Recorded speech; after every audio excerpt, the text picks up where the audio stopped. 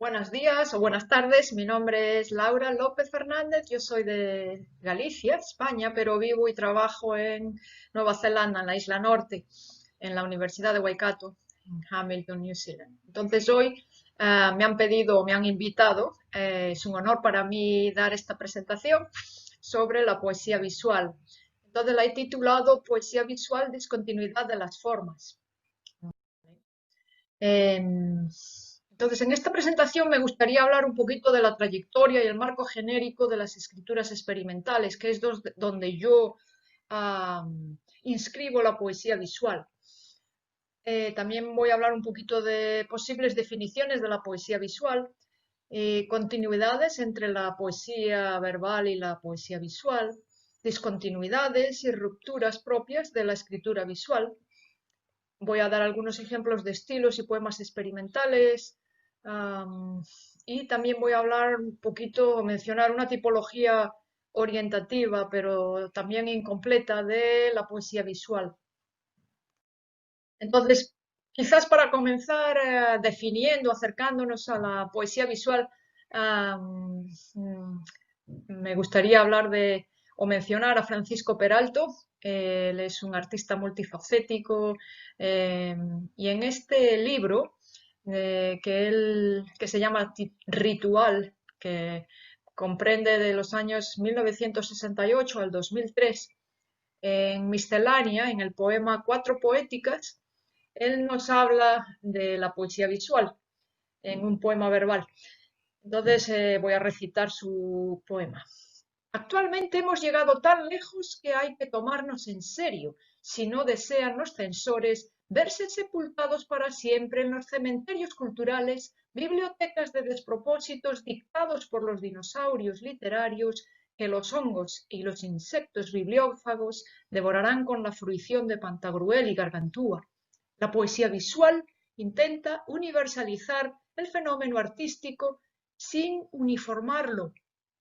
Es un oficio rigurosamente individual que precisa de la lucha para evadirse de todo lo condicionado de antemano y a la vez transmitir el mensaje del artista.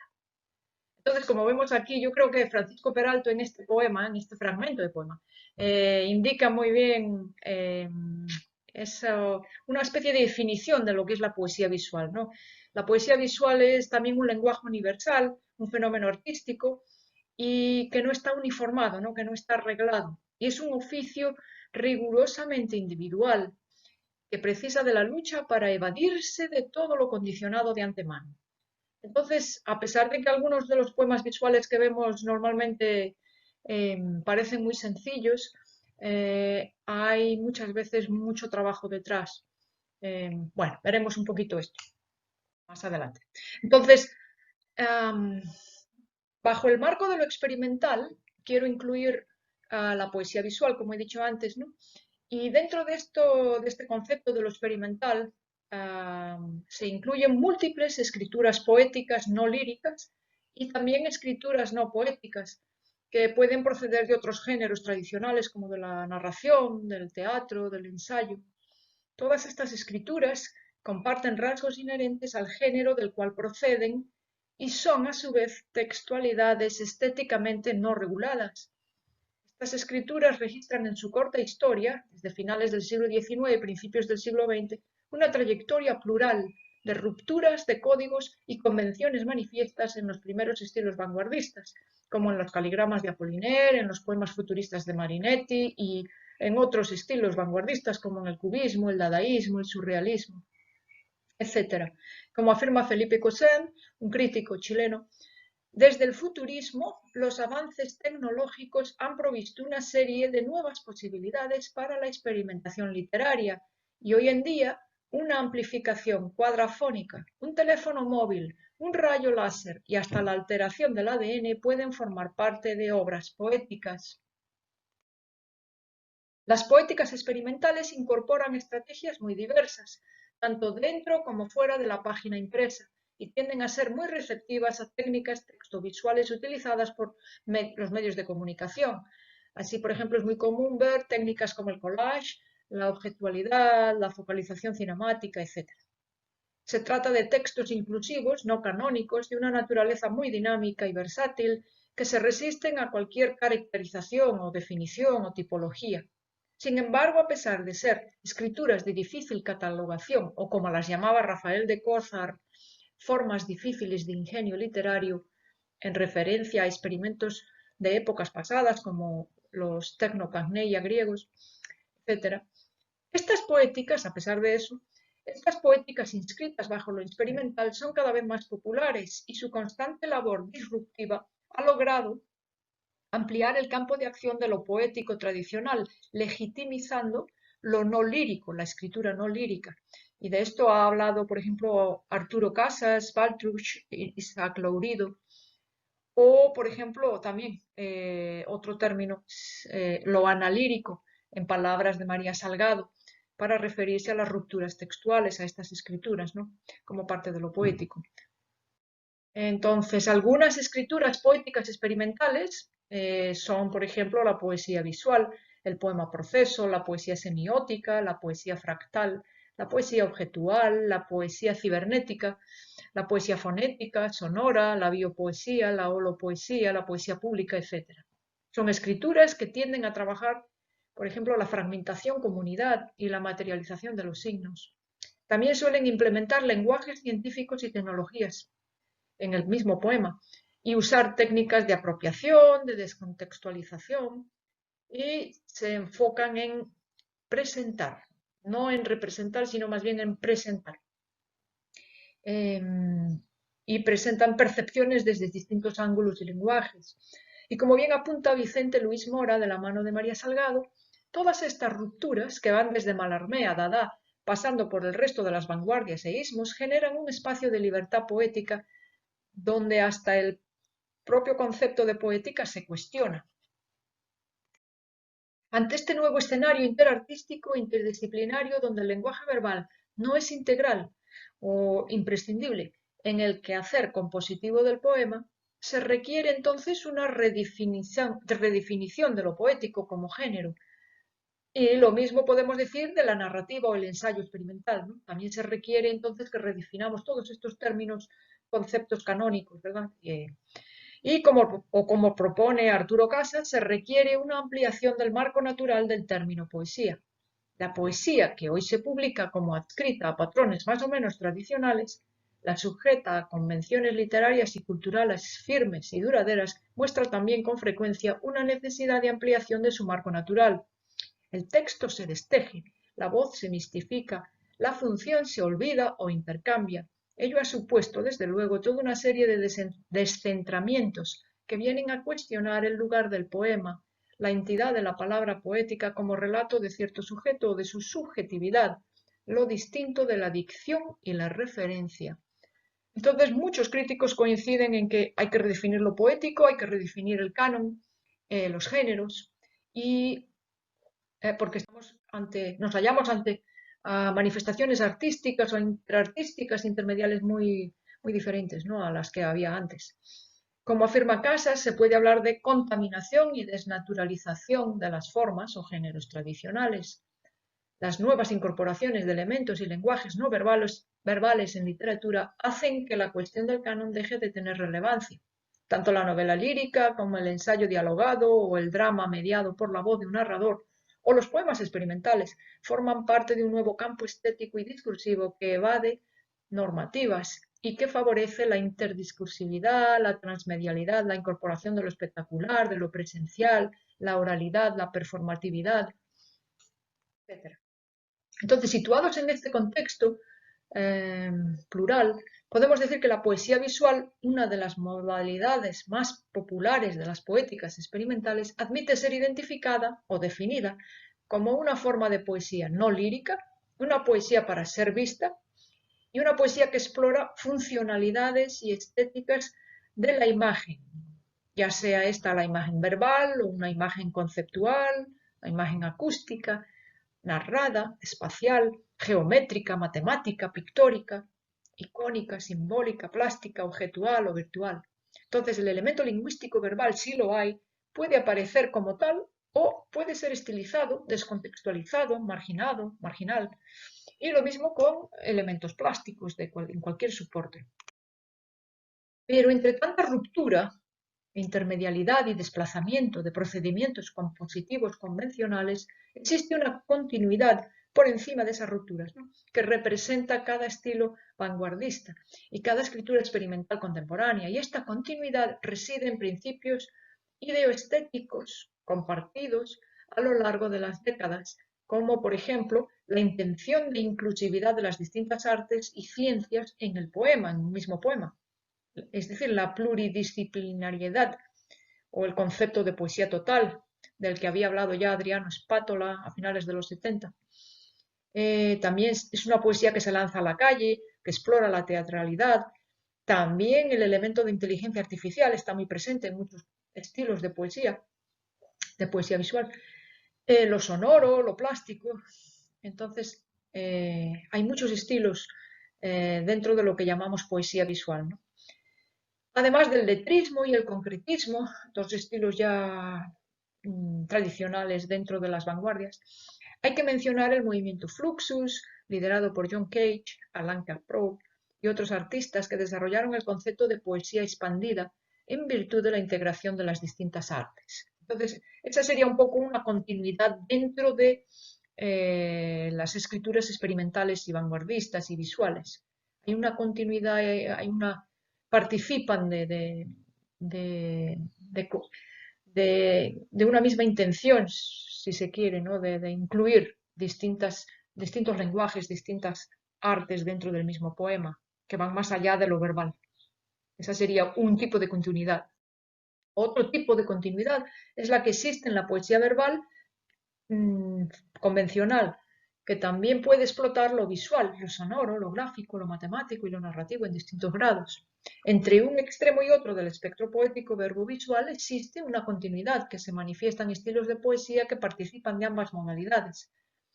Si bien existen múltiples estilos de poesía visual y verbal muy diferentes entre sí, el poema experimental puede participar de intenciones, lenguajes y principios similares. Entonces, lo verbal y lo visual desde este acercamiento no estarían tan separados entre sí, sino que existe un continuum entre las distintas manifestaciones verbales más clásicas y las más radicales, y las visuales, ¿no?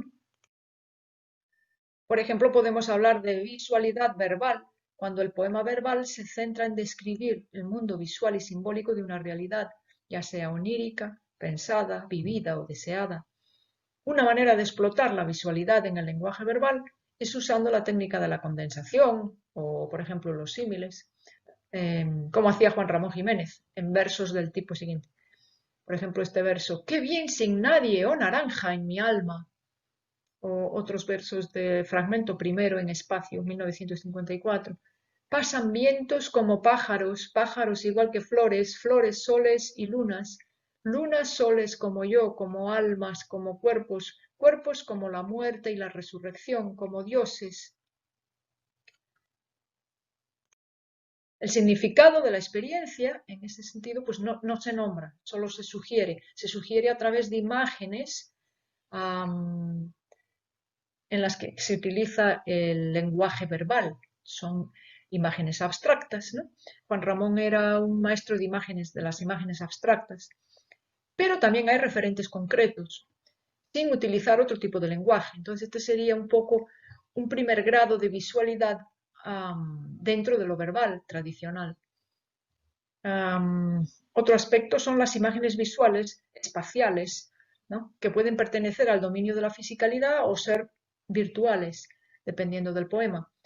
Pueden estar en el mismo espacio de 2 dimensiones del físico de la página o en 3D. Las imágenes verbales son otro aspecto semiótico del poema visual, cuando hay experimentación con la tipografía y la textualidad. La poesía visual entonces puede crear relaciones semióticas entre el lenguaje verbal de cualquier tipo y otros lenguajes, como el lenguaje sonoro, performativo, matemático, geométrico, etc. Entonces hay distintos grados de lo visual en lo verbal y de lo verbal en lo visual, y se experimentan distintos ordenamientos también de lo textual, de lo tipográfico, de lo ortográfico, de la textura, de las letras dentro de lo visual. Entonces, la visualidad ejerce una mediación entre la figura y el contenido icónico. Y también hay un ritmo, ¿no?, en la poesía visual, aunque no se mide de la misma manera que en la poesía verbal.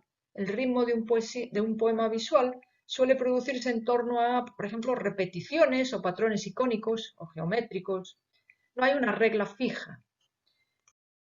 El espacio en el que está integrado el poema visual puede variar enormemente de formato desde la página de papel, como he dicho antes, a la pantalla virtual o a la realidad en 3D, 3 dimensiones. Otros factores que forman parte de la significación del poema pueden ser la disposición de la tipografía, si existe tipografía, o el color, la textura, la materialidad textual del poema, y luego técnicas como el collage, etc. El formato es también otro aspecto semiótico significativo del poema visual. Otros rasgos relevantes de las escrituras experimentales son su capacidad iconoclasta y al mismo tiempo inclusiva. No es infrecuente que esta poesía participe de varios estilos a la vez, como un poema fonético, ser también un poema visual, etc. Estos atributos facilitan la creación de nuevos sentidos y la presentación de desafíos éticos, políticos y estéticos, formales, culturales y de lectura. Y en estas escrituras experimentales normalmente no hay secuencialidad, no hay linealidad. La lectura no es una lectura lineal, como suele ser en los poemas verbales convencionales, sino que es simultánea, ¿no?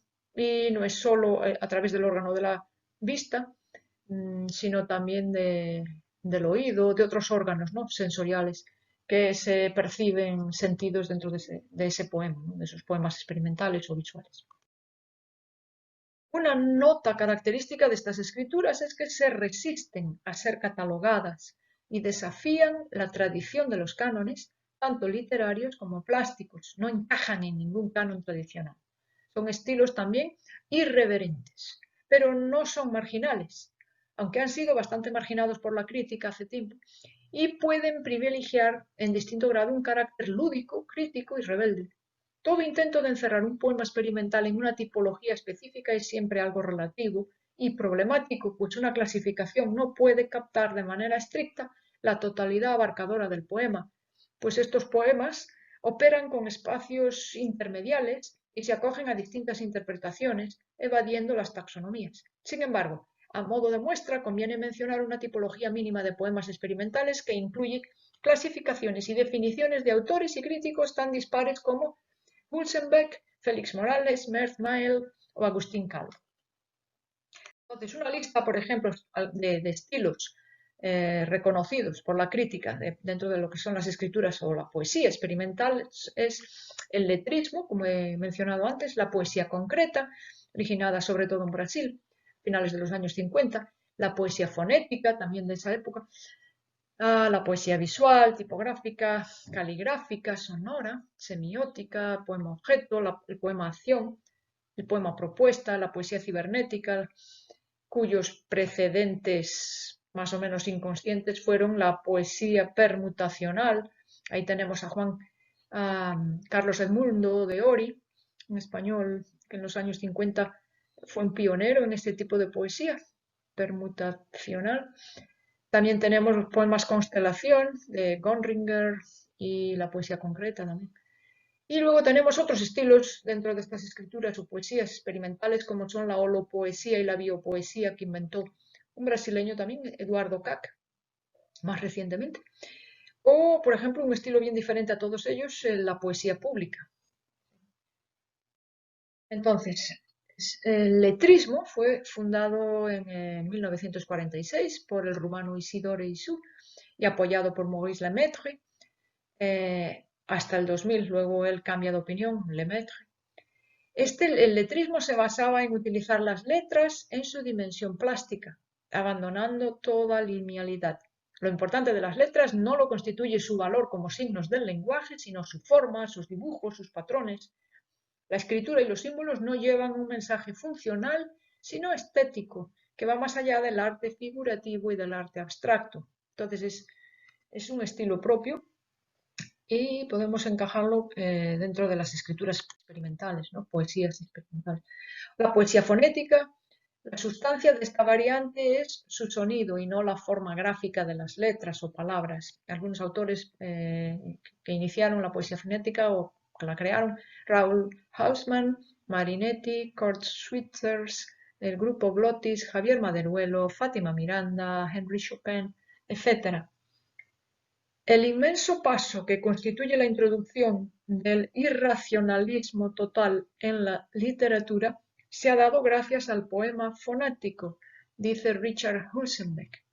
Esto fue ya en 1958. O sea que todos estos experimentos, estos estilos, llevan más o menos un siglo, ¿no? de trayectoria ya. La poesía sonora, diferente a la poesía fonética que acabamos de ver, es una poesía estructurada en sonidos que requieren una realización acústica. Se diferenciaría de la poesía declamada o recitada tradicional por la introducción de técnicas fonéticas, ruidos y sobre todo por su carácter experimental. La poesía sonora como una forma intermedia paralela a la poesía visual. Si ésta se coloca entre la poesía y las artes visuales, en los poemas fonéticos se desarrollan los elementos básicos de la música. Entonces tenemos intensidad, sonido, tiempo, color del tono, etc. Entonces, en este sentido, la poesía fonética no es un híbrido de música y literatura, serían ambas cosas a la vez. Entonces hay críticos para los cuales la poesía sonora y la poesía fonética no están muy diferenciados y otros críticos sí lo diferencian, ¿no? Bueno, el poema objeto también es muy popular, consiste en dotar de una dimensión simbólica o metafórica a un objeto o conjunción de objetos tomados de la vida cotidiana, pero descontextualizados o manipulados. Con el poema objeto nos encontramos ante una síntesis artística que suele descolocar a los espectadores, pues se nos presenta una obra que juega con diferentes disciplinas creativas y tiene como principal característica la utilización descontextualizada de objetos, normalmente de la vida cotidiana. Veremos algunos ejemplos más tarde. Otros estilos de poesía experimental es el poema acción, que consiste en una actuación, espontánea o no, a la que se le supone un impacto poético sobre la realidad.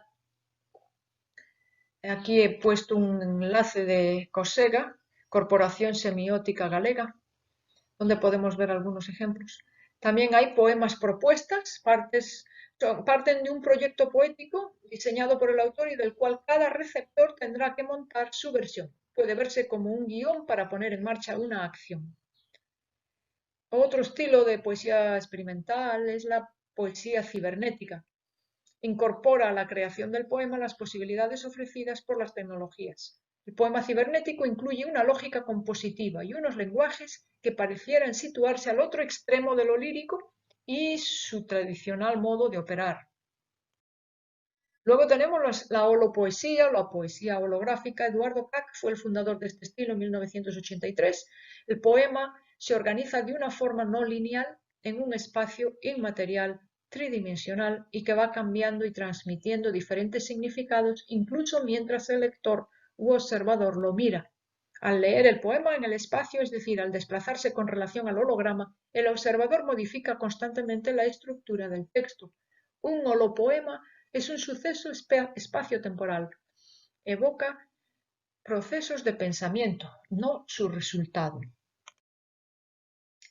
La poesía concreta, que es anterior a la poesía holográfica, ¿no? Surge en Brasil y en Suiza a fines de los años 50. En el año 56 en la revista No hay Grandes, Augusto de Campos, Haroldo de Campos, Decio Piñatari y Eugen Conringer fueron los principales impulsores de este tipo de poesía.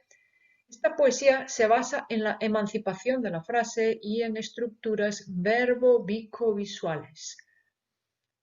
Es un tipo de poesía vanguardista de carácter experimental, básicamente visual, que procura estructurar el texto poético escrito a partir del espacio de su formato, del formato en el que está, siendo la página de un libro o no, el formato, ¿no?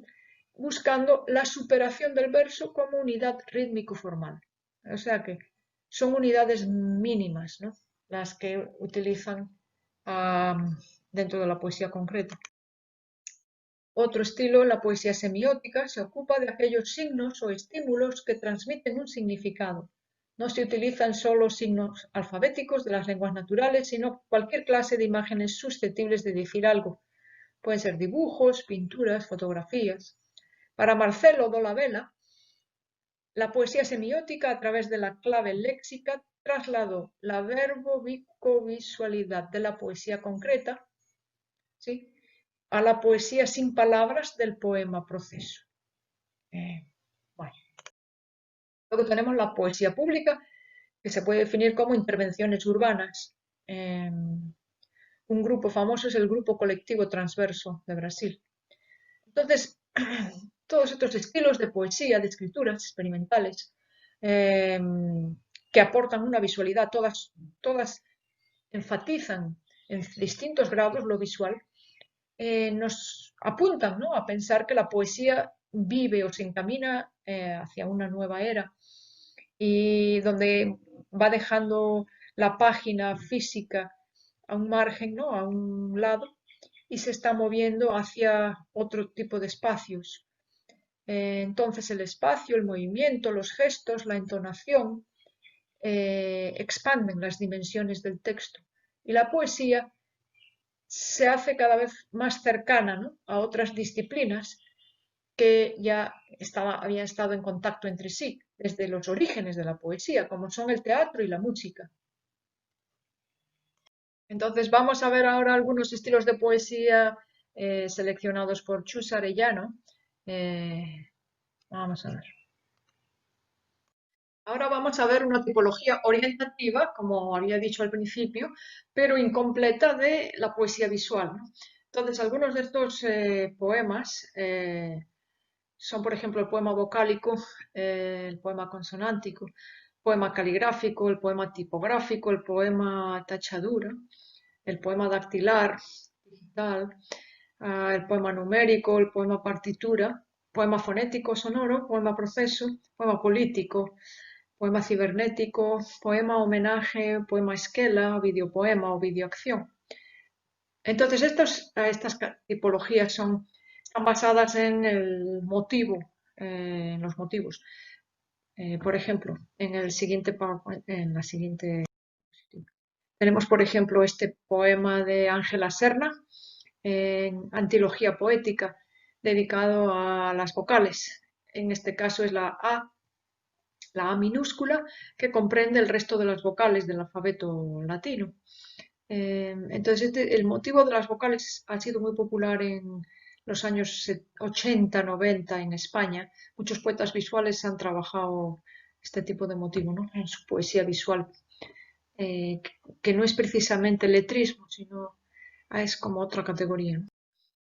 Otro tipo de poema con el mismo motivo de la A, pero con distintos elementos, es el de Xavier Canals en el libro 17, en el que tenemos, por ejemplo, el referente corporal, ¿no?, de la mano, los dedos, formando el lenguaje verbal, la letra A, pues en este caso una A mayúscula. Entonces aquí tenemos, pues, dos tipos de motivos, ¿no? El encuentro, el diálogo entre distintos lenguajes artísticos, el lenguaje y la materialización del signo, ¿no?, de la escritura dentro de lo visual. Otro tipo de poema vocálico es el de Nieves Salvador, poeta valenciana, de Castellón. Este poema ha sido publicado en El Color, en la poesía visual. Es un poema sin título, y aquí también vemos otro tipo de materialización del lenguaje, ¿no?, y de la creación poética, y es a través del objeto, ¿no? Tenemos los fósforos, indicando también la dinamicidad, la temporalidad, ¿no?, del lenguaje verbal. Una vez que enciendes ese fósforo, pues uno de esos fósforos, pues se quema la A, ¿no?, desaparece el lenguaje. Entonces tenemos, por una parte, la materialización de los signos del lenguaje verbal, que también es visual, y en este caso la objetualización, ¿no?, de dicho poema, ¿no?, a través de los fósforos, y del papel que está debajo. O sea, que hay un énfasis, ¿no? En lo material, en lo objetual. Y también un intercambio una interacción entre distintos lenguajes, no solo el verbal, a través de la letra A, ¿no? La primera letra del alfabeto, sino también de los otros lenguajes, el material, el visual, el objetual. Otro tipo de poema vocálico, en un sentido, bueno, es el poema de Joan Brossa, poesía visual y poemas objeto. En este caso es un poema dedicado a Hitchcock, el cineasta Hitchcock. Aquí tenemos en una O que también puede simbolizar un comunicado afectivo de asombro, de admiración frente al arte fílmico de Hitchcock, ¿no? Bueno, entonces otro tipo de poemas son, por ejemplo, lo que yo llamo, bueno, son metapoemas visuales, ¿no? Son poemas que se dedican como motivo a trabajar la temática, pues otros, a hablar de la poesía, en este caso de la poesía verbal. Es una recreación del soneto, ¿no? Entonces, el título de este poema es Soneto Blanco, publicado en 1991, y el autor es José Luis Campal, creo que es asturiano, no estoy segura. Y pues tenemos un poema visual, ¿no? Compuesto por la letra, los números, el número 14 y el contraste entre el blanco y el negro de esos números, ¿no? Que forman a su vez los versos, los 14 versos de los que se compone un soneto. Se llama soneto blanco, me imagino que es porque no tiene ninguna palabra, pero es la alusión a la composición del soneto en sí, ¿no? Una especie de homenaje al soneto, que consta de 14 versos. Eh, Otro poema dedicado al soneto en un sentido, bueno, es forma en conserva, es un poco más creativo en un sentido, pero aquí vemos la técnica de la tachadura, también tenemos al final el texto que no está tachado son la rima, ¿no? Es esa referencia a la rima consonante que hay que respetar en el soneto convencional verbal. Y entonces tenemos varias técnicas en esta composición de este poema visual. Por una parte está la técnica de la tachadura y por la otra está el metapoema en sí, que es dedicado al tema de los sonetos, ¿no? Verbales. Es una recreación bastante libre de Rafael Marín sobre los sonetos. El título Forma en conserva tiene un carácter lúdico, yo creo, con respecto a... y también de homenaje al soneto, ¿no? En nuestros tiempos, en nuestra cultura más bien visual, ¿no? También existe, además de la técnica de la tachadura, vemos aquí la técnica de la apropiación, ¿no? En teoría hay un texto verbal que no importa el sentido, ¿no? Está tachado, pero lo que se enfatiza aquí es la estructura, la organización de los versos en un soneto clásico, ¿no? Entonces tenemos las dos primeras estrofas que serían cuartetos y las dos últimas estrofas son tercetos y tenemos la rima consonante encadenada en un sentido. Bueno. Otro tipo de poemas visuales utilizando la técnica de la tachadura es este poema 3, una progresión negativa de Fernando Millán en el libro Textos y Antitextos de los años 70.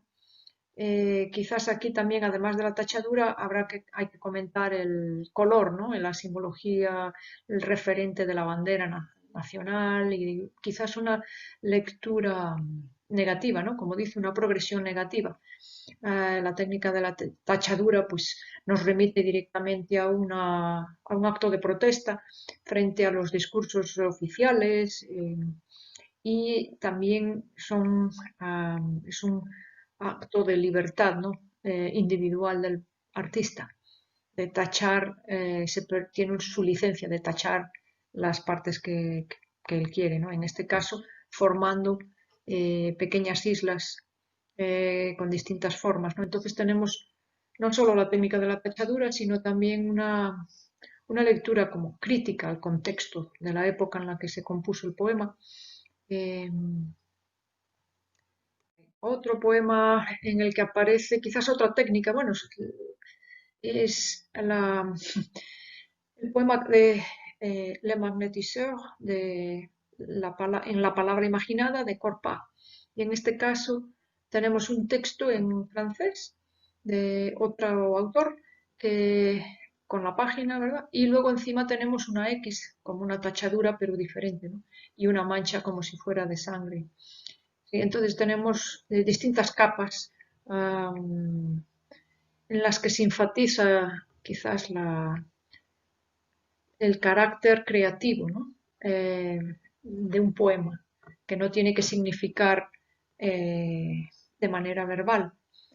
Entonces, en este caso yo diría que el énfasis es más visual, pictórico. Bueno. Luego otro tipo de poemas es el de J.M. Calleja, en Alfabia. El poema se titula Pentagrama, porque pues, el motivo son, eso, el referente es un pentagrama donde se escribe música, ¿no? Se compone. Entonces, aquí tenemos una relación entre lo visual, lo verbal y también lo musical, lo sonoro. Ah, Otro tipo de poema visual de Bartolomé Ferrando se titula Grafos. No es un poema típicamente mm, em, tipográfico porque no hay letras en sí, sino que es como un paso previo, un grafos, ¿no? Grafología, grafo. Son como líneas, yo diría que está en un estadio intermedio entre lo que es la pintura también, ¿no? Y el lenguaje verbal, la tipografía. Y también tenemos el lenguaje del color, el rojo y el negro, ¿no? Que significa cierto contraste también. Hay una dinamicidad en los movimientos de los trazos, pero no llega a constituir un lenguaje verbal en sí, sino es antes, ¿no? Entonces es como que enfatiza el estado previo a una composición verbal o, si acaso, pictórica. Otro poema del mismo autor, Bartolomé Ferrando, El color en la poesía visual, se titula La gimnasia del arte y en este caso tenemos las letras del abecedario, arti, y en distintos, como en una fotografía, en colores diferentes, haciendo como gimnasia, ¿no? Bueno, otro tipo de motivos muy populares en la poesía visual contemporánea es el de las huellas digitales, dactilares, perdón, huellas dactilares y el código de barras, ¿no? Son dos motivos muy comunes, en este caso están asociados en el mismo poema de Rafael Marín, que no tiene título, y diríamos que es un lenguaje universal, pero pues ya va más allá de la creación, o sea, de un lenguaje pictórico, sino que ahora el contexto referencial de esto pues está en la inteligencia artificial, ¿no? Si se quiere. Bueno. Otro poema visual es de Carmen Peralto, Señas de identidad. Entonces aquí tenemos dos referentes que conforman la identidad de una persona, ¿no? El DNI, en un sentido, sería un código externo y el ADN, que es nuestro código genético, ¿no? Está haciendo referencia a esos dos motivos, ¿no? Que van, pues, como el título indica, señas de identidad, ¿no?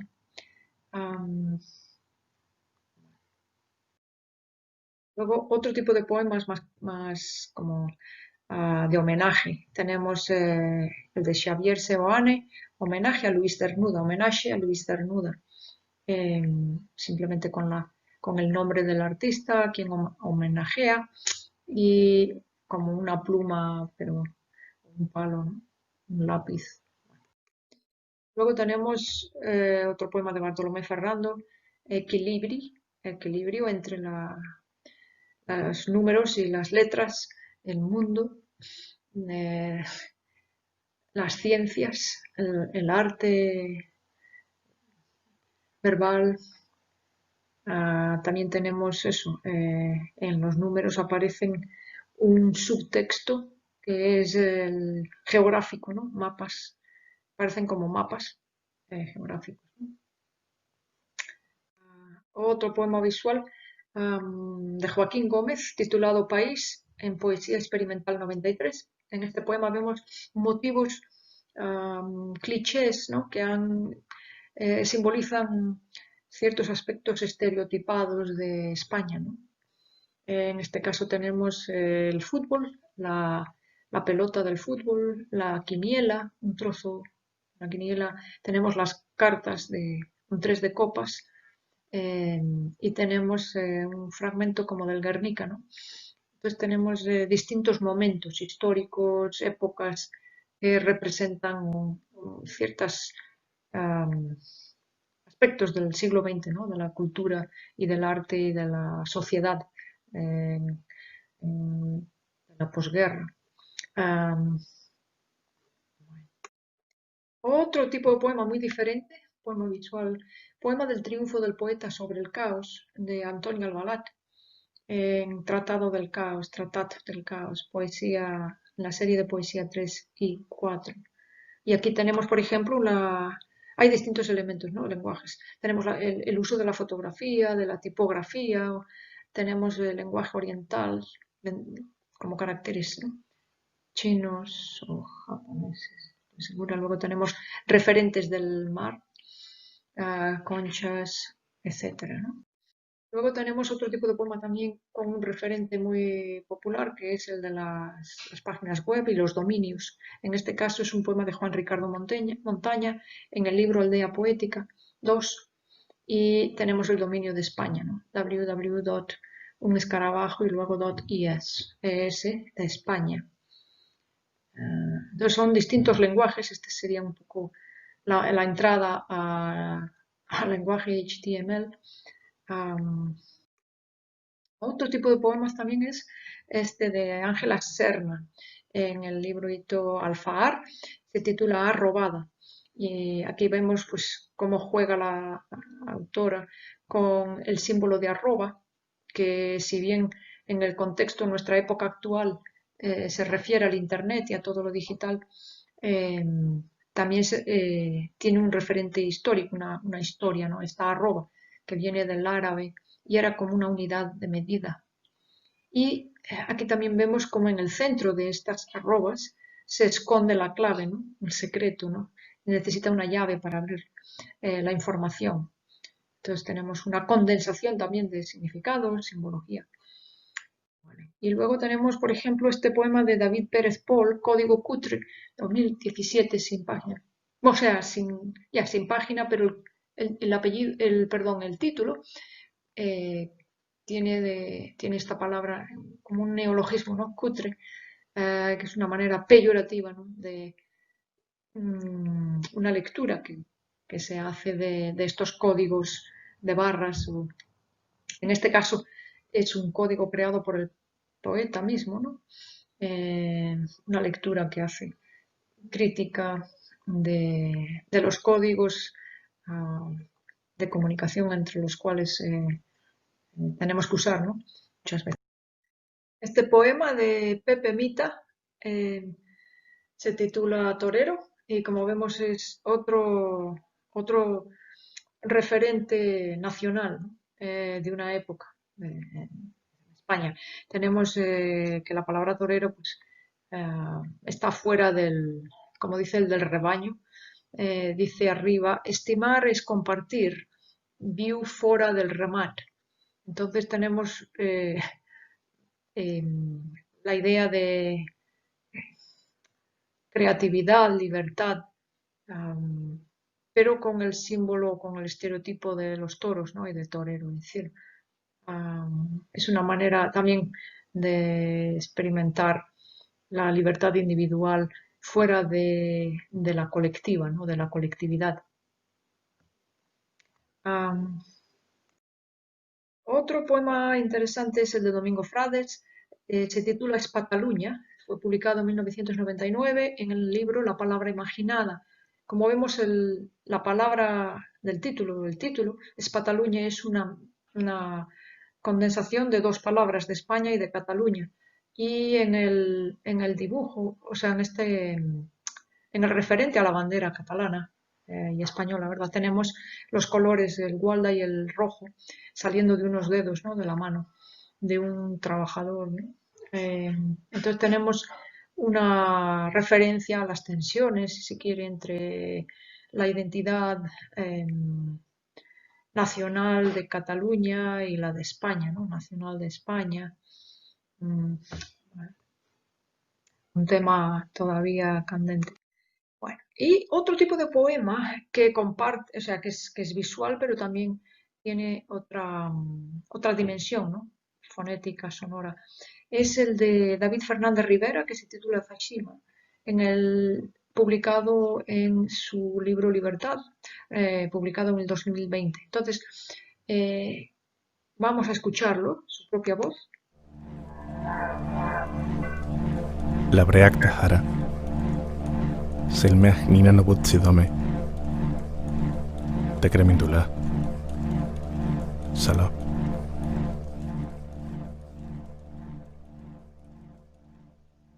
Entonces, no es un lenguaje conocido, no es árabe, no es español, no es hebreo. Es un lenguaje que se parece quizás más al lenguaje de los nómadas del desierto, pero no es necesariamente ningún lenguaje. Entonces, aquí tenemos una conjunción, ¿no?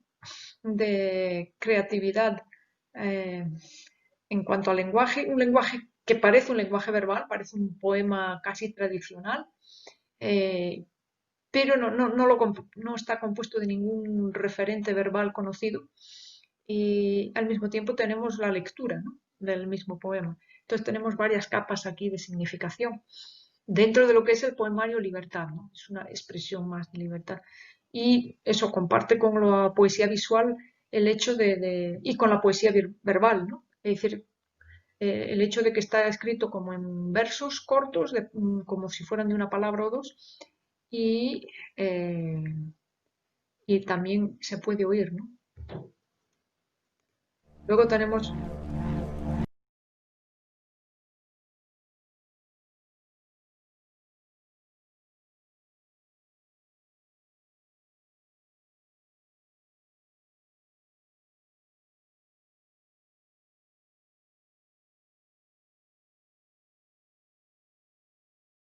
otro poema de David Fernández Rivera en el mismo poemario, Iceberg.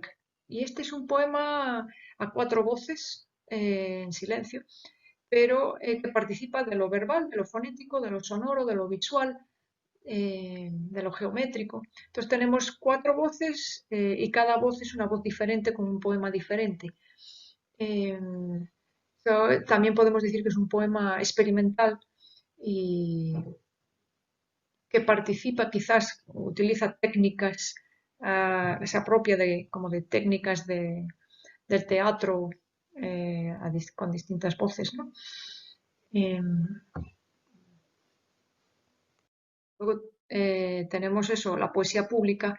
Ejemplos de la poesía pública hay bastantes en Internet. Creo que había hablado de esto. La poesía pública tiende a explorar la interdiscursividad y la transmedialidad y se puede incorporar en ella lo espectacular, lo presencial, lo oral, ¿no? La oralidad, y se puede hibridar, ¿no? Con prácticas de distintas procedencias. Entonces, me parece que tengo aquí un poema. Bueno, este sería una videoacción. Bueno, en este caso, por ejemplo, este es otro tipo de poesía visual que también participa de otros géneros, ¿no? De hecho, el autor lo llama videoacción. Está en Expanded Poetry y se publicó en el 2018. Y el poema se titula Encrucijada en español y también Crossroads en inglés. Y lo que tenemos aquí son también distintos géneros en uno solo, ¿no? Entonces, si vamos a este enlace, podemos escuchar la voz del autor, de Fernando Millán, eh, interpretando el poema Encrucijada. Y es un poema que él ha escrito en el año 70, pero que ahora, en la versión de 2018, lo interpreta, recita y crea otro poema, ¿no? Entonces, y luego aparte pues lo graba y forma parte de eso, de una videoacción. Dentro de ese poema también aparece esos dos textos en inglés, dando la referencia al poema de la primera versión del año 70, ¿no? Publicado en texto y antitexto.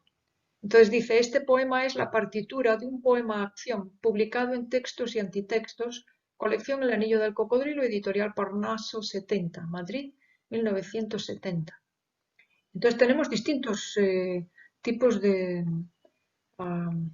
técnicas y de géneros dentro de un mismo poema, ¿no? Y esta parece ser un poco la tendencia que existe hoy en día, ¿no?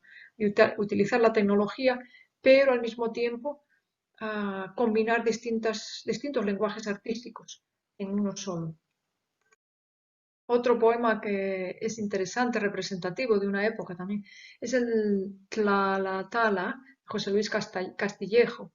Si ustedes van a este enlace, escucharán la voz de la grabación de Fernando Millán que hizo en el 2001 sobre el poema de Castillejo. Entonces, el poema en sí no tiene significado. Es un poema que si lo vemos sin la grabación, pues parece un poema como un poema letrista o visual, ¿no? Pero bueno, merece la pena escucharlo, ¿no? Para ver esa otra dimensión sonora, fonética del poema. Entonces, esta es una bibliografía mínima que he utilizado para la presentación y me gustaría haberles puesto algunas imágenes de las que aparecen en el enlace del YouTube de Chus Arellano del 2010.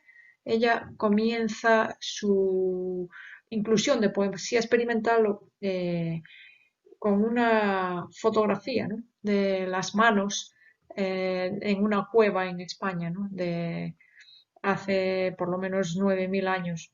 Entonces, con esto quiero resaltar la idea de que hay críticos y hay lecturas de lo poético, va mucho más allá del lenguaje verbal o visual, ¿no?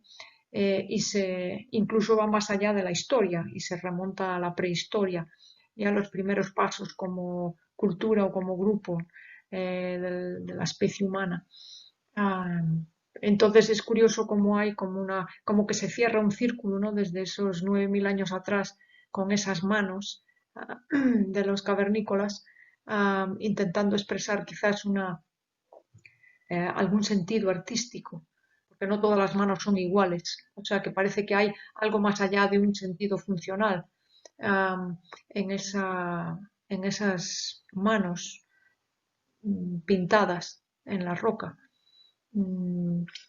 Es decir, se cierra un círculo en nuestra época, ¿no? Parece que empezamos como con lo visual y terminamos también en lo visual, ¿no? En una época tecnovisual, tecnocultural visual, y dejamos un poco atrás la etapa anterior en la que predominaba lo verbal, que predominó durante varios siglos. Entonces es como que estamos al final de un paradigma, si queremos, de comunicación por lo menos, y de comunicación funcional, de comunicación estética también, ¿no? Entonces estamos, diría yo, en la poesía visual, las escrituras visuales experimentales están como en mostrándonos, están simbolizando y mostrando un nuevo camino, ¿no? Lleno de potencialidades. Bueno, muchas gracias. Hasta otra.